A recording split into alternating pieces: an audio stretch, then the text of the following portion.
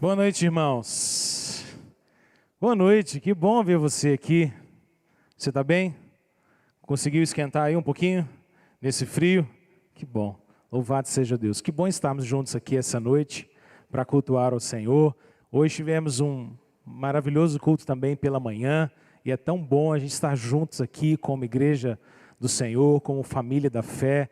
Que bom a gente começar esse mês de agosto, mês de aniversário da nossa igreja, 41 anos de IPE, celebrando também o retorno de muitas das nossas atividades nesse ano, né? Ficamos aí um pouquinho parados em algumas áreas por causa de cuidados da pandemia, agora começamos progressivamente a flexibilizar e isso é um tempo de alegria para nós. Eu quero encorajar o seu coração a você participar, a você estar ativamente aqui na igreja. Se você não tem empecilho de estar presencialmente, venha, participe. Vamos começar essa fisioterapia juntos, né? De começar a deixar um pouquinho essa vida quase que 100% online e começar cada vez mais viver também a nossa vida espiritual presencialmente, como família da fé, que isso vai ser grande bênção para a nossa vida em nome de Jesus. Amém? Quero convidar você a abrir sua Bíblia comigo, lá na carta do apóstolo Paulo aos Coríntios. Esse mês de agosto nós estamos celebrando o aniversário da nossa igreja. Hoje você vai receber um presentinho ali na porta. O pastor Pedro falou aqui sobre um presente para os nossos visitantes, e é verdade, todos eles vão receber nos domingos, mas hoje também tem presentinho para todo mundo, tá bom? Então não vai embora sem lá na porta você receber uma lembrancinha desses 41 anos, não. Esse mês vai ser um mês abençoado, cheio da graça do Senhor. E nesse mês nós vamos refletir sobre o tema que está aqui na tela, uma igreja intencional. Vamos falar sobre esse desafio da Igreja Presbiteriana do Eldorado ser cada vez mais uma igreja intencional em tudo que nós fazemos. Tudo que nós fazemos. Cada culto, cada programação, cada ceia, cada ministração da palavra não pode ser apenas por fazer. Tem que ter intencionalidade, tem que ser feito para a glória do Senhor, tem que ser feito para edificar o seu coração, tem que ser feito para alcançar vidas para a honra e glória do nome do Senhor Jesus. E é isso que nós vamos falar nesse mês. E hoje eu quero convidar você então a abrir sua Bíblia comigo em 1 Coríntios, capítulo de número 11, a partir do versículo de número 23. E esse é o texto que nós frequentemente lemos quando nós ministramos a ceia do Senhor. Esse é conhecido como a passagem da ceia, não é? Nós lemos 1 Coríntios 11, 23 até o 32. Ou se não lemos completamente, pelo menos mencionamos boa parte desse texto. E essa noite eu quero expor essa passagem para você. Eu quero explicar para você o significado mais profundo, ainda mais denso, de tudo isso que nós celebramos aqui e vamos celebrar nessa noite. Sobre o verdadeiro significado da ceia, sobre o verdadeiro significado dessa comunhão espiritual e sobrenatural que nós partilhamos uns com os outros na ceia do Senhor. Amém? Está comigo aí em 1 Coríntios 11, versículo 23? Então vamos ler a palavra do Senhor, acompanhe comigo. Porque eu recebi do Senhor o que também vos entreguei. Que o Senhor Jesus, na noite que foi traído, tomou o pão. E tendo dado graças, o partiu e disse... Espera aí que eu perdi, gente. E disse, achei. Isso é meu corpo que é dado por vós. Fazer isso em memória de mim. Por semelhante modo, depois de haver ceado, tomou também o cálice, dizendo... Este cálice é a nova aliança no meu sangue. Fazer isso todas as vezes que o beberdes em memória de mim. Porque todas as vezes que comerdes este pão e beberdes o cálice, anunciais a morte do Senhor até que Ele venha. Por isso, aquele que comer o pão ou beber o cálice do Senhor indignamente será réu do corpo e do sangue do Senhor. Examine-se, pois, o homem a si mesmo, e assim coma do pão e beba do cálice. Pois quem come e bebe, sem discernir o corpo, come e bebe juízo para si. Eis a razão, porque há entre vós muitos fracos e doentes, e não poucos que dormem. Porque se nos julgássemos a nós mesmos, não seríamos julgados. Mas quando julgados, somos disciplinados pelo Senhor, para não sermos condenados com o mundo. Assim, pois, irmãos meus, quando vos reunis para comer, esperai uns pelos outros. Se alguém tem fome, coma em casa, a fim de não vos reunides para juízo, quando as demais coisas eu as ordenarei, quando for ter convosco. Amém. Vamos orar uma vez mais? Pai querido, nós te pedimos agora que por teu Espírito Santo, ó Deus, o Senhor nos ilumine o entendimento. E que o Senhor nos realize, ó Deus, e realize em nós e nos possibilite viver esse milagre agora. De lendo a Tua Palavra, de ouvindo a Tua Palavra. Mediante a iluminação do Teu Espírito Santo, nós possamos ter uma compreensão sobrenatural e espiritual do que o Senhor tem a falar conosco. Nós te rogamos isso nessa noite, ó Deus, no nome precioso e santo do Senhor Jesus. Amém. Essa semana, chegamos basicamente na metade da gestação do nosso terceiro filho. Então, na sequência de ultrassons que a gente precisava fazer, estava um ultrassom morfológico. Então, eu e Thalita fomos até a clínica, fomos recebidos muito bem pelo médico. E quando nós nos assentamos ali, Thalita já estava pronta para fazer aquele ultrassom, o médico já logo nos advertiu dizendo, olha, esse é um ultrassom um pouco mais chatinho, é um pouco mais demorado, ele é muito técnico. E eu confesso para vocês que quando ele disse exatamente essas palavras, eu já imaginei que seria um pouquinho diferente, talvez, dos outros, né? E já nem estava tão assim, imaginando que seria aqueles ultrassons emocionantes, que a gente sai de lá quase que tocado, chorando. Pelo menos eu sou meio chorão às vezes para essas coisas. Mas aí de repente, depois de bastante tempo ali, tecnicamente anotando coisa, registrando coisas, digita aqui, digita ali, vai para cá, vai para lá, volta para cá. Aquele médico decidiu e deu uma ênfase muito forte no rostinho do nosso bebê. Nossa, e nessa hora, eu preciso confessar para vocês que eu fiquei um pouco com o coração balançado. E aí uma lágrimazinha começou a escapulir ali dos meus olhos, e eu comecei a chorar timidamente. Thalita nem sabe, mas eu dei uma olhada assim de ladinho para ver se ela estava chorando também. Eu acho que não. E continuei ali com as minhas lágrimas timidamente caindo do meu rosto. Mas naquele momento, eu chorei por causa de duas coisas que aconteceram simultaneamente. Aquele momento presente que eu estava vivendo ali, naquela sala, naquela clínica, olhando para aquele monitor, que a gente pouco entende, não é? Duas coisas aconteceram.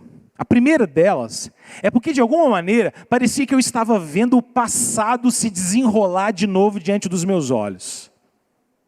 É como se aquela cena fosse familiar demais. Porque, afinal de contas, como é meu terceiro filho, o ultrassom já não é tanto novidade.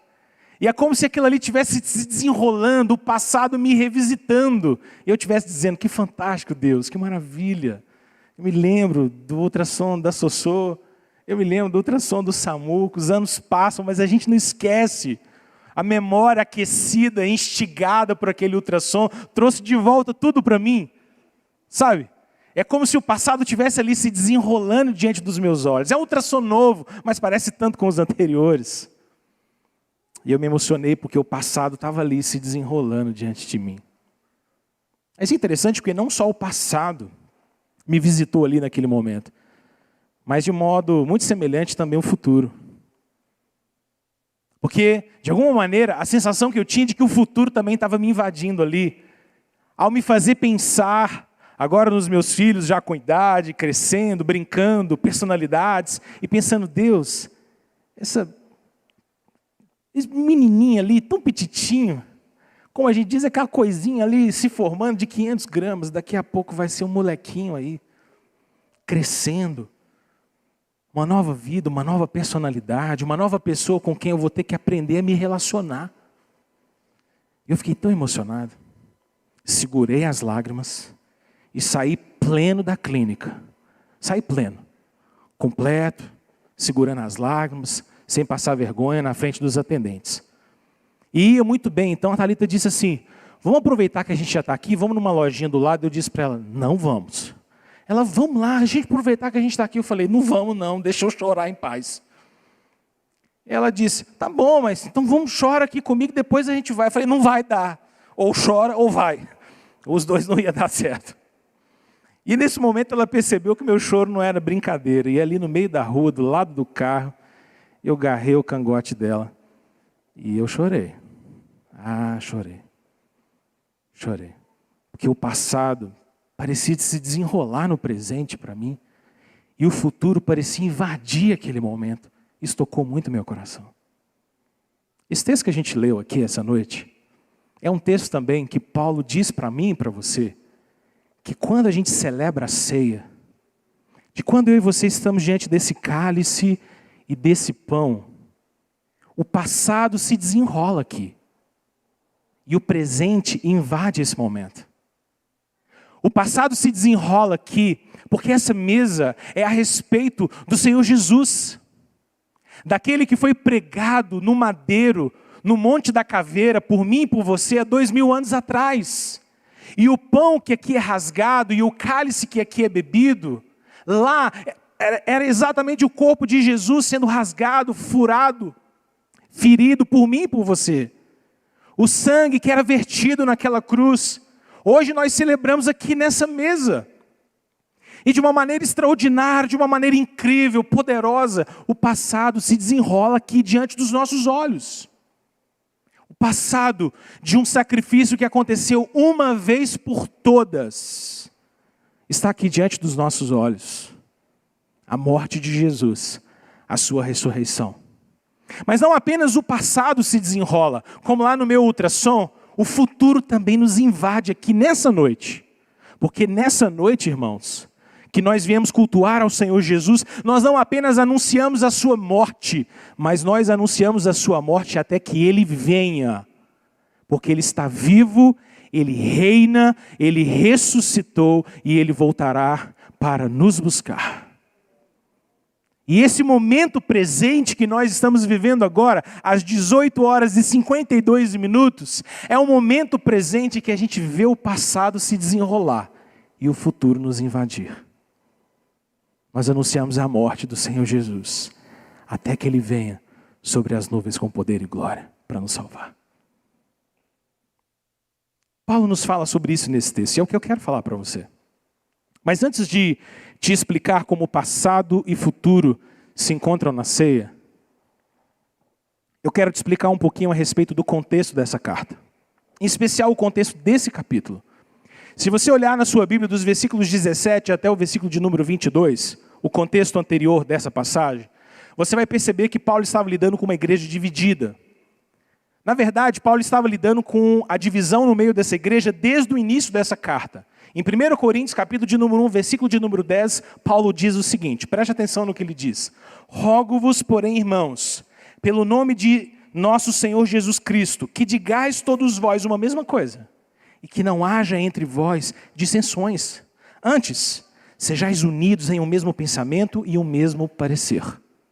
Paulo já começa essa carta dizendo a essa igreja, para de desunião, chega de dissensões, chega de divisões entre vocês estão divididos demais. Em dado momento da carta, Paulo começa a exortar esse povo, dizendo a eles que havia muita carnalidade no seu meio. No capítulo de número 1 ainda, dos versos 10 até o 17, Paulo diz, olha, vocês estão se dividindo de maneira partidarista. Alguns se dizem que são de Apolo porque foram batizados por Apolo. Outros se dizem que são de Pedro porque foram batizados por Pedro. Outros dizem que são de Paulo porque... Como assim? Não pode haver divisão entre vocês, não poderia haver dissensões entre vocês. O que Deus espera de vocês, ó igreja de Corinto, é união, é unidade, é comunhão sobrenatural no Espírito. Mas vocês estão vivendo de maneira dividida.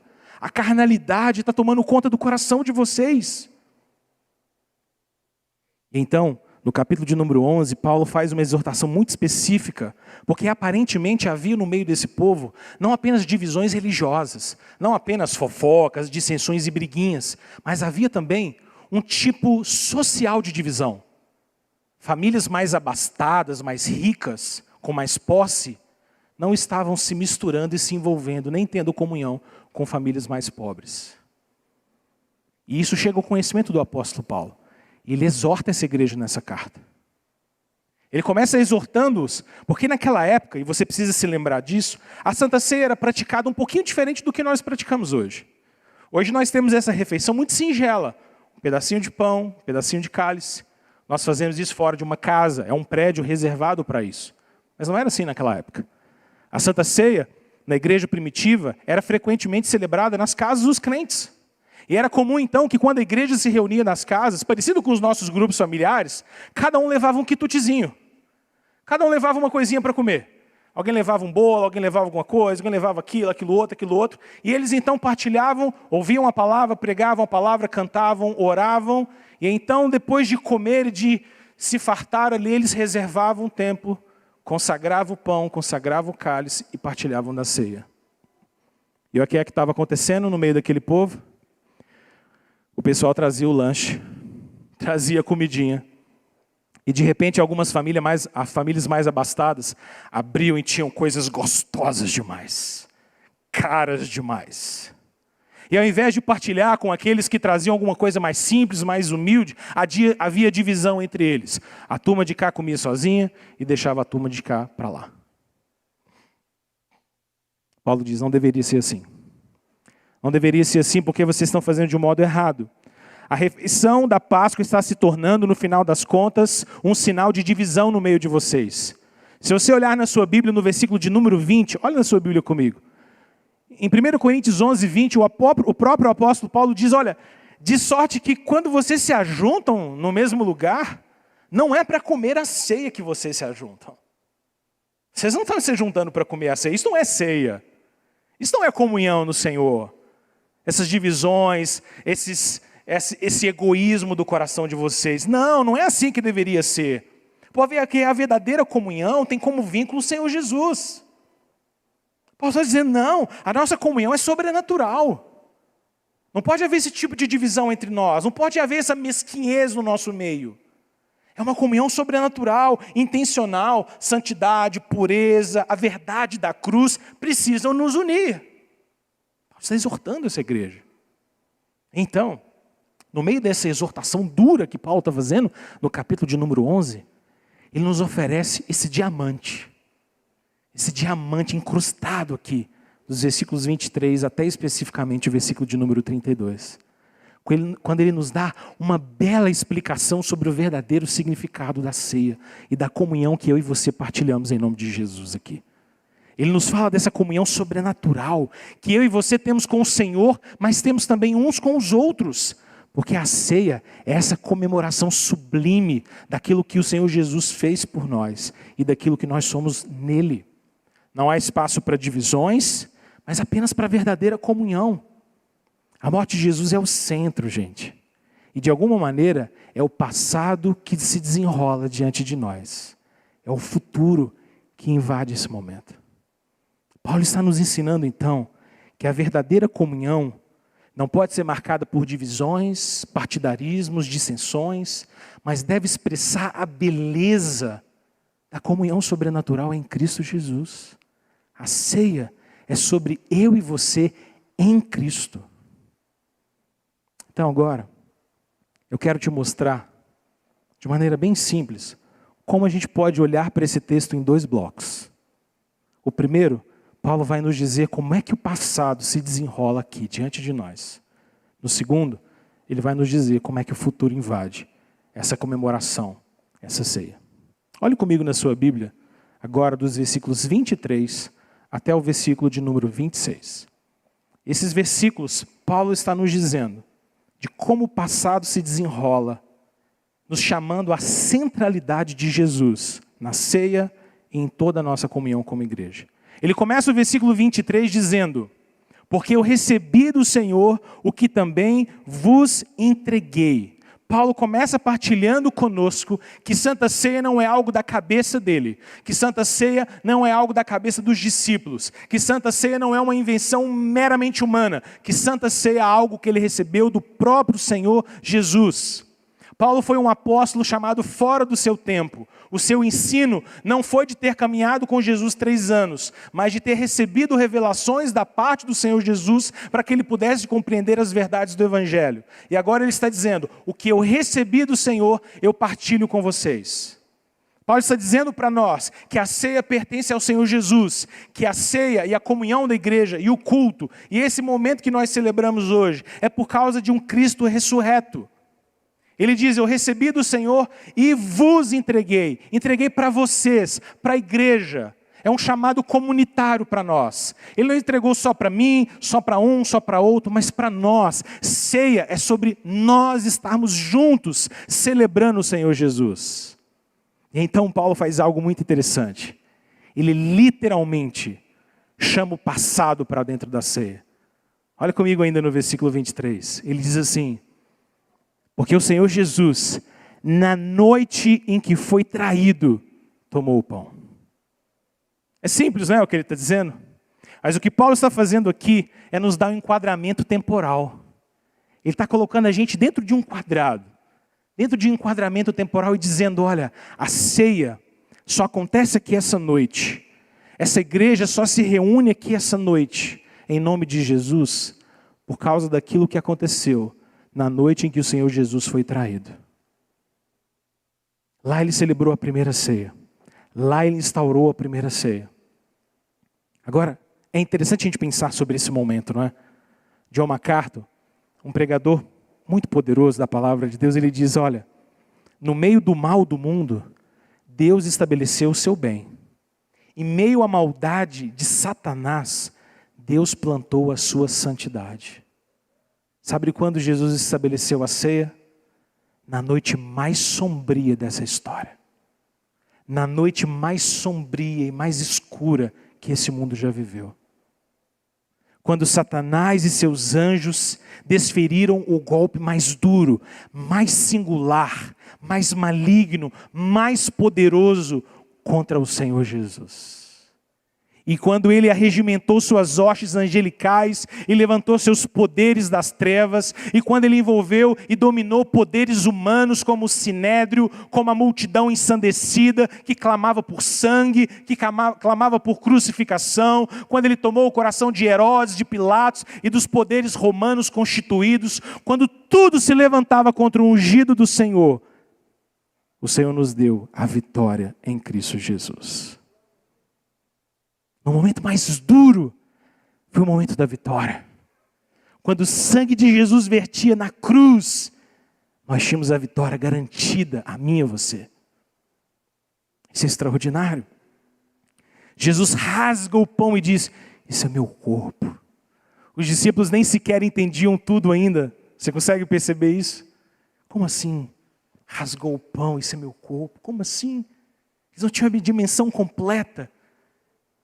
Pouco tempo depois, ou poucas horas depois, eles o teriam. Esse cálice é a nova aliança no meu sangue, ele diz. Porque todas as vezes que comedes este pão e bebedes esse cálice, anunciais, nós, a igreja, anunciamos a morte do Senhor até que Ele venha. O passado nos invade porque Ele é o Senhor, aquele que foi traído, que foi ferido, que foi crucificado, morto, mas o mesmo Jesus que ressuscitou dentre os mortos. O poderoso Senhor, nós anunciamos a morte dele até que ele venha. E não se trata de um mero anúncio.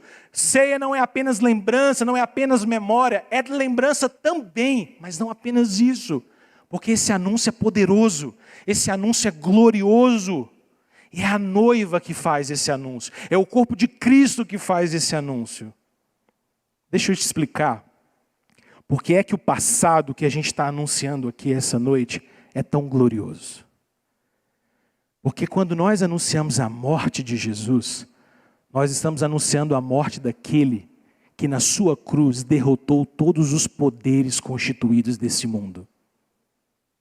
Se você se lembrar de Colossenses 2,15, a palavra de Deus diz assim, e despojando os principados e as potestades, publicamente os expôs ao desprezo, triunfando deles na cruz.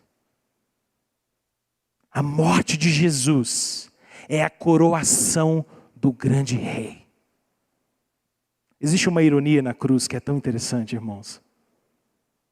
Quando Pilatos lava suas mãos e exerce o seu poder romano de decidir que Jesus de fato seria entregue à crucificação, o texto nos diz que Pilatos toma uma placa que era muito comum ser fixada na cruz daqueles que eram crucificados.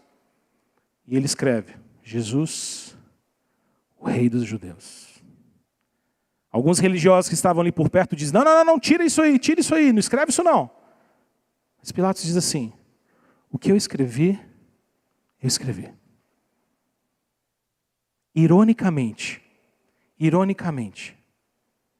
Satanás, seus anjos, o sinédrio, os religiosos, os poderosos, Roma, não sabiam, mas ao crucificar Jesus, ao colocar sobre ele uma coroa de espinhos e entregar um cetro na sua mão e jogar um manto nos seus ombros, de fato eles estavam lidando com um momento extraordinário, porque a morte de Jesus foi também a coroação daquele grande rei. Era o primeiro passo na direção da coroação. Porque o Jesus crucificado naquela sexta é o Jesus que ressuscitou no domingo. É o Jesus que dias depois subiu ao céu diante dos discípulos e assentou à destra de Deus Pai para assumir o reino e colocar debaixo dos seus pés todos os seus inimigos. É por isso que ele triunfou sobre eles na cruz e os expôs à vergonha. É essa cruz que nós anunciamos. Esse é o passado se desenrolando aqui nesse culto nessa noite. O anúncio da morte de Jesus também, irmãos, não apenas fala da vitória contra os poderes, mas também fala sobre a garantia de vida eterna que eu e você temos. Hebreus capítulo de número 9, versículo 28 diz: assim também Cristo, tendo se oferecido uma vez para sempre para tirar o pecado de muitos, aparecerá segunda vez, sem pecado, aos que o aguardam para a salvação. A morte de cruz e o anúncio dessa morte é a garantia de vida que nós temos. É impressionante como Deus tira da morte de Jesus a nossa vida. Além disso, esse anúncio também da morte aponta para uma nova e uma superior aliança que Ele fez conosco. Lembra? Esse é o cálice da nova aliança no meu sangue. Hebreus, capítulo de número 7, versículos 26 e 27 diz: com efeito nos convinha um sumo sacerdote como este, santo, inculpável, sem mácula, separado dos pecados e feito mais alto do que os céus, que não tem necessidade, como os sumos sacerdotes, de oferecer todos os dias sacrifícios, primeiro para os seus próprios pecados, depois pelos do povo, porque fez isso uma vez por todas, quando a si mesmo se ofereceu. Nós anunciamos a morte de Jesus, que nos garante uma aliança superior. Eu e você não precisamos mais oferecer sacrifícios atrás de sacrifícios. Não precisamos mais de sacerdotes, nem de sumos sacerdotes, nem de levitas. Não precisamos mais de um templo feito por mãos humanas. Não precisamos mais de um altar que precisa ser aquecido, jogado lenha para que o fogo se mantenha. Porque o Senhor Jesus entrou uma vez por todas no Santo dos Santos. E o livro de Hebreus diz que lá no Santo dos Santos ele fincou uma âncora. E a presença dele no Santo dos Santos é uma âncora para a minha alma e para a sua alma. Você está ancorado naquilo que Jesus fez por você. Isso não muda. Isso não pode ser mudado. Paulo está dizendo para nós que a nossa comunhão, então, não pode ser marcada por divisões, partidarismos, porque o que nós estamos celebrando aqui não é simplesmente ou meramente comer um pedacinho de pão e tomar um pouquinho de suco de uva. O que nós estamos celebrando aqui é uma reunião sobrenatural, é um congraçamento santo, é uma comunhão intencional no Espírito de Deus, porque o Senhor Jesus se faz presente, em sua memória nós comemoramos, porque Ele é vivo, porque Ele reina, e o passado se desenrola aqui diante dos nossos olhos. Amém? Essa verdade é maravilhosa, irmãos. A obra de Jesus é o elo, é o vínculo da nossa comunhão, nele nós somos um. O que eu quero falar a você nessa noite é que a nossa comunhão precisa ser assim, intencional. Não é só sobre se nós gostamos de estar aqui, se eu gosto dessa igreja, se eu não gosto, se eu acho isso legal, se eu não acho isso legal. Não, não participe dessa igreja só como alguém que assiste de fora. Participe dessa igreja como alguém que faz parte desse corpo. Você é corpo, você é família, você é membro do Senhor Jesus. Ele fez isso por nós, Ele nos deu a vida, nos salvou. Isso é real para nós. Essa é uma comunhão sobrenatural no Senhor.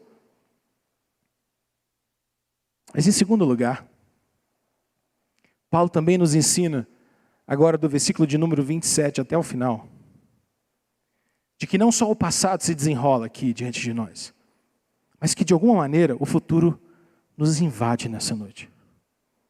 O futuro glorioso desse Jesus que ressuscitou e vive está. Desse Jesus que voltará, não como servo sofredor, mas como juiz de toda a terra. Nós não o veremos mais com coroa de espinhos, nem desfigurado. Nós o veremos sublime.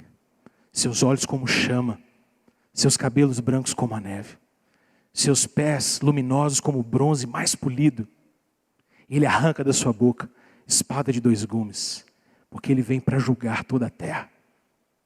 Aqueles que são seus são chamados a ficar à sua direita. Venham, benditos do meu Pai. Vem para o gozo, para o descanso eterno que eu tenho a vocês. Mas todos quantos o negaram, para a condenação eterna ele os chama. Paulo nos diz aqui que o momento futuro invade o presente. Nessa segunda parte, Paulo começa a nos ensinar e nos explicar sobre o modo certo de participar da ceia. Não poderia haver essas divisões entre ricos e pobres. Não poderia haver alguém que comia mais e pessoas que comiam menos. Isso deveria acabar. Porque Jesus está presente na ceia. A ceia não é sobre nós, sobre nossas capacidades, sobre nossos talentos, sobre os nossos recursos. A ceia é sobre o Senhor. A igreja é sobre o Senhor, o culto é sobre o Senhor. Cada vez mais isso precisa estar vivo no nosso coração. E Paulo está dizendo isso a essa igreja. É interessante que nos versículos 31 e 32, Paulo nos mostra que no último dia haverá um juízo. E que esse juízo é mais presente do que a gente imagina. Olha na sua Bíblia, versículos 31 e 32. Ele diz assim: porque se nos julgássemos a nós mesmos, não seríamos julgados. Mas quando julgados, somos disciplinados pelo Senhor, para não sermos condenados com o mundo. Olha só o que Paulo está dizendo. Paulo está dizendo o seguinte: olha, haverá um juízo da parte de Deus. E esse juízo não é apenas futuro, mas ele também é presente. E Paulo coloca diante de nós como que 2 caminhos. Ele diz, olha, de um lado de cá existe juízo e condenação. Condenação com o mundo. Do lado de cá existe disciplina e graça. E como de certa forma ele está dizendo, Jesus está nos desafiando, ceia após ceia, culto após culto, a não sermos condenados com o mundo, mas disciplinados pela graça do Senhor. É interessante porque ele mesmo está colocando para nós o fato, a cena do que Paulo está escrevendo, irmãos, é de um juiz que se colocou ali diante de nós num tribunal. E ele nos desafia, nos chama a essa resposta. Ele mesmo diz no versículo de número 28, examine-se, pois, o homem a si mesmo, e só assim coma do pão e beba do cálice. Ele nos chama a autoexame, porque se nós nos examinarmos, nós vamos discernir o corpo, nós vamos ser disciplinados pelo Senhor, vamos alcançar graça. Mas se nós endurecemos o nosso coração, se não nos examinamos a nós mesmos, se não discernimos a ceia, se não discernimos o corpo, nos fechamos para nós mesmos e comemos juízo e condenação para nós. Autoexame, disciplina, graça. Sem autoexame, embrutecimento, coração fechado, juízo, condenação. Paulo está dizendo, examine-se, pois, o homem a si mesmo. Por quê? Porque participar da ceia, participar da comunhão com o Senhor, de modo indigno, é sempre um caminho de condenação e de morte. O que Paulo está dizendo em outras palavras, irmãos, é não enganem-se a vós mesmos. Não vivam de maneira enganada. Não queiram viver uma vida longe do Senhor, imoral, perversa, confusa, e achar no seu coração que está tudo bem, porque não está. o que ele diz para nós no versículo 29 e 30 chega a ser chocante. Ele diz: quem come e bebe sem discernir o corpo, come e bebe juízo para si. Eis a razão, porque há entre vós muitos fracos e doentes, e não poucos que dormem.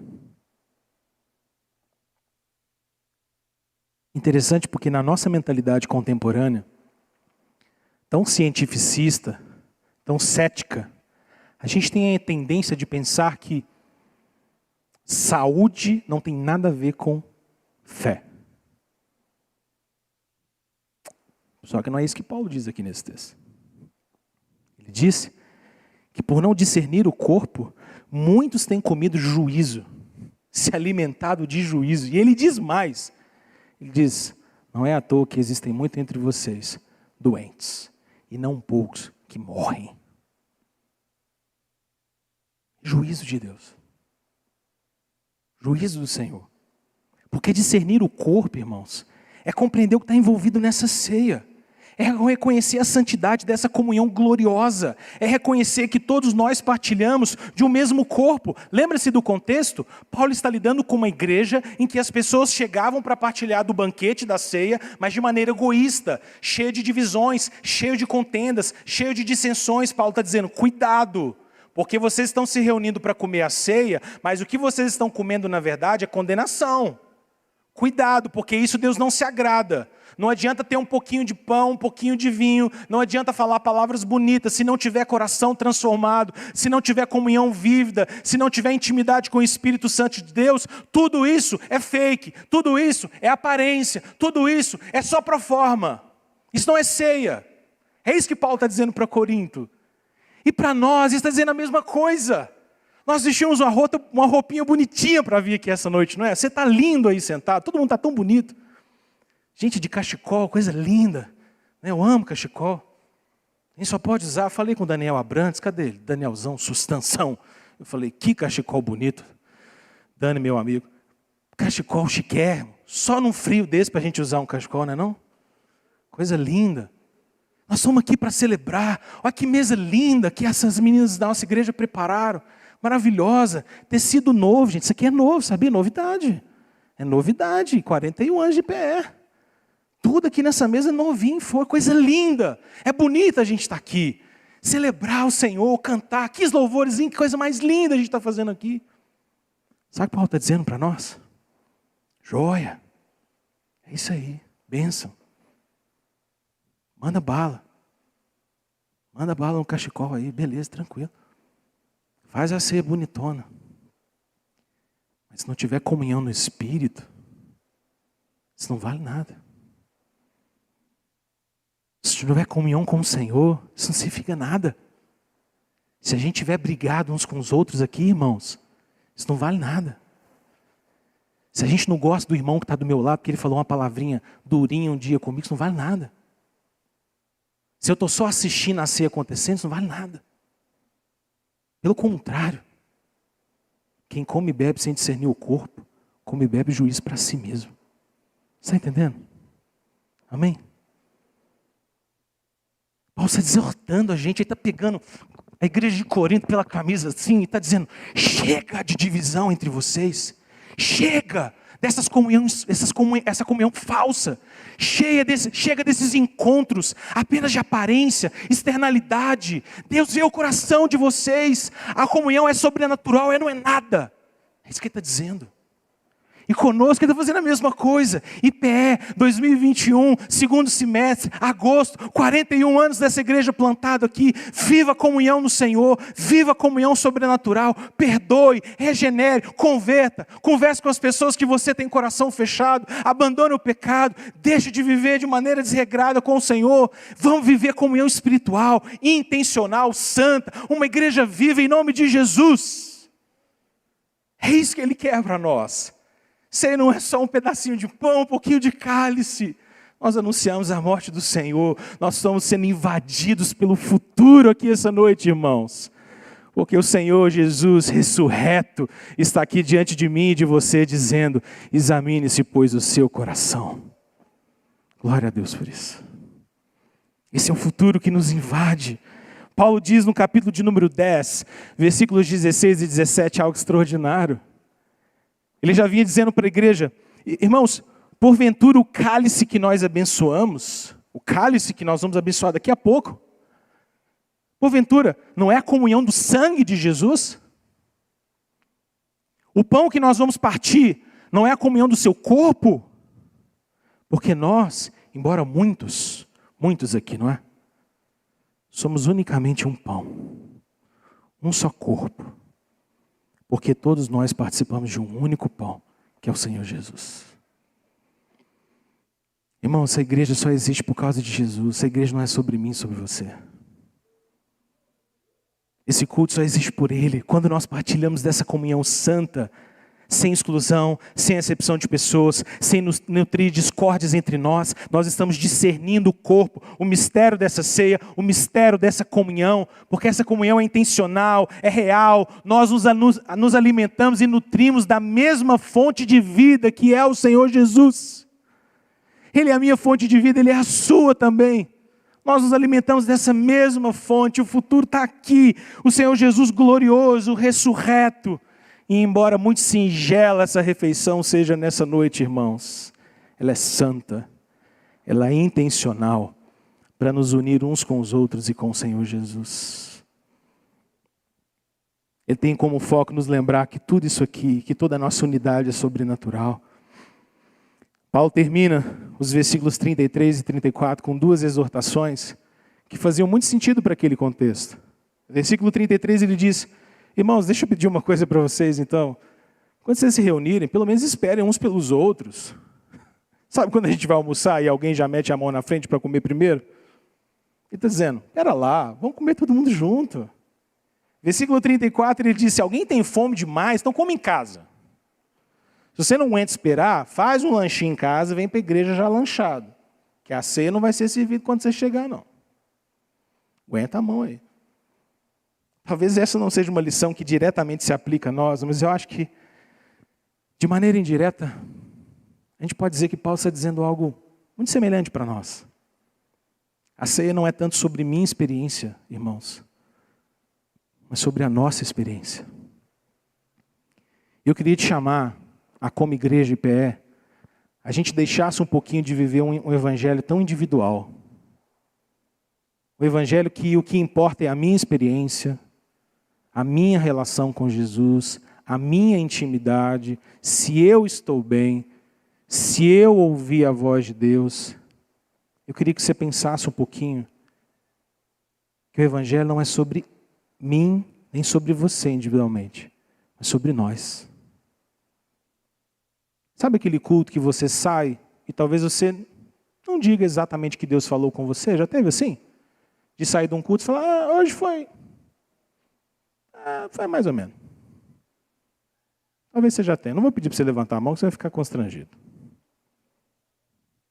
Mas no dia que Deus não falou com você, supostamente, você imaginou que talvez a pessoa que esteja do seu lado tenha sido profundamente impactada naquela noite? É porque o evangelho não é só sobre nós, gente, individualmente. É sobre nós como corpo. É sobre o que Deus está fazendo em nós. É sobre um povo. Deus não escolheu indivíduos isoladamente para serem seus indivíduos queridos por toda a eternidade. Deus escolheu um povo em Jesus, do qual eu e você fazemos parte. Isso é maravilhoso. Uma família intencional, lutando contra pecados intencionalmente, contra os poderes das trevas, contra a influência do mundo, fortalecidos no Senhor e na força do seu poder. Eu quero dizer a você, seja intencional na sua comunhão. Perdoe pessoas, caminhe junto com outros, preste contas do seu coração, discipule, seja pastoreado, ame, partilhe, contribua, faça parte. Não assista a igreja do Senhor Jesus acontecer. Viva como parte dessa igreja. Entregue seus dons, seu tempo, seu recurso, sua vida. Faça parte dessa comunhão em nome de Jesus. Amém? Vamos orar?